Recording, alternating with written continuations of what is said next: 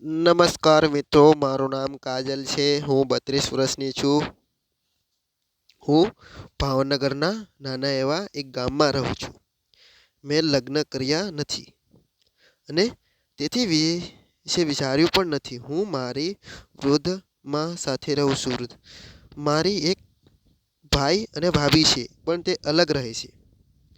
મારા પિતાનું ઘણા સમય પહેલાં અકસ્માતમાં અવસાન થયું હતું. ત્યારથી હું મારા માતાની સંભાળ રાખું છું. તો મિત્રો, આગળ વાર્તા વધારી તે પહેલાં તમે નવા હોય ચેનલ પર તો ચેનલને સબસ્ક્રાઈબ અને વિડીયોને લાઇક કરવાનું ભૂલતા નહીં અને એન્ડ સુધી બન્યા રહેજો મિત્રો. ને તો આગળ શરૂ કરીએ મિત્રો. મારા નજીકના સંબંધમાં મારા કાકા અને કાકી અને તેના 2 બાળકો છે અને તે બંને અભ્યાસ કરે છે. મારા કાકાનો પરિવાર ખૂબ જ ખુશ છે. મેં અત્યાર સુધીમાં જેટલા આદમી જોયા છે તેમાંથી મને ફક્ત મારા કાકા ગમે છે, જેનો શાંત સ્વભાવ, તે એક સારો પતિ અને સારા પિતા અને સારો મિત્ર છે. મારા પિતાના અવસાન પછી તેણે અમારા પરિવારની સંભાળ લીધી.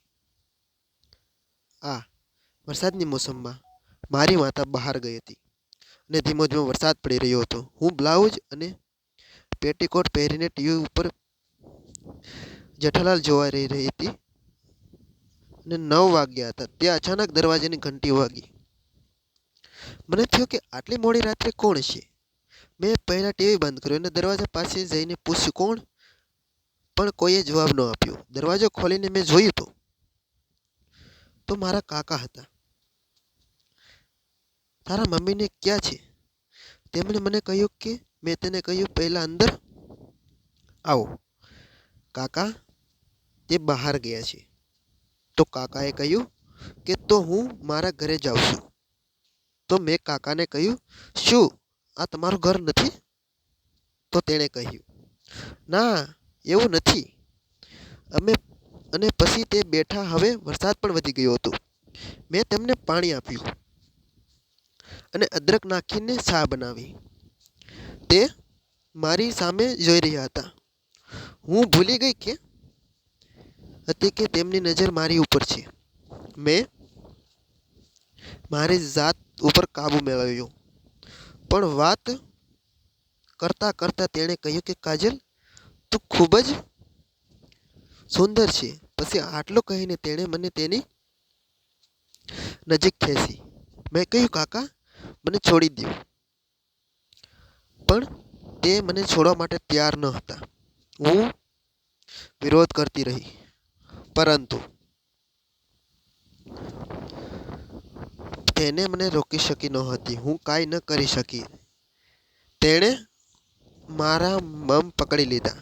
5 મિનિટ સુધી એનાથી અલગ થવા માટે મહેનત કરી રહી હતી અને જ્યારે ધક્કો માર્યો પણ મારો નિષ્ફળ થયો પ્રયાસ. હવે હું પણ ભૂલી રહી હતી કે તેણે તેના ડાબા હાથે મારી દોરી ખેંચી નાખી હતી. મને ખૂબ જ ડર લાગી રહ્યો હતો.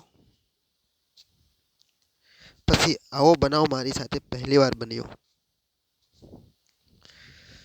હું ઘણા સમય માટે મારી જાત સાથે લડતી રહી. છેલ્લે મારા પગ ફેલાયા અને હું હારી ગઈ. મિત્રો, આપણા સમાજમાં આવા પણ કિસ્સા બને છે. તો આવા લોકોને ઉપર નજર રાખવી જોઈએ અને તેની વાતમાં ન આવવું જોઈએ. કારણ કે માણસ જેવું ઉપરથી દેખાય છે તેવો હોતો નથી મિત્રો. તો મિત્રો, તમને આ વાર્તા પસંદ આવી હોય તો વિડીયોને લાઇક અને ચેનલને સબસ્ક્રાઈબ જરૂર કરી દેજો. અને ફરી મળીશું આપણે એક વાર નવા વિડીયોમાં. ત્યાં સુધી આવજો મિત્રો. વિડીયો પૂરેપૂરો જોવા બદલ તમારો ખૂબ ખૂબ ધન્યવાદ મિત્રો. મળીશું આપણે આવતીકાલે એક વાર નવા વિડીયોમાં. Tata, bye bye.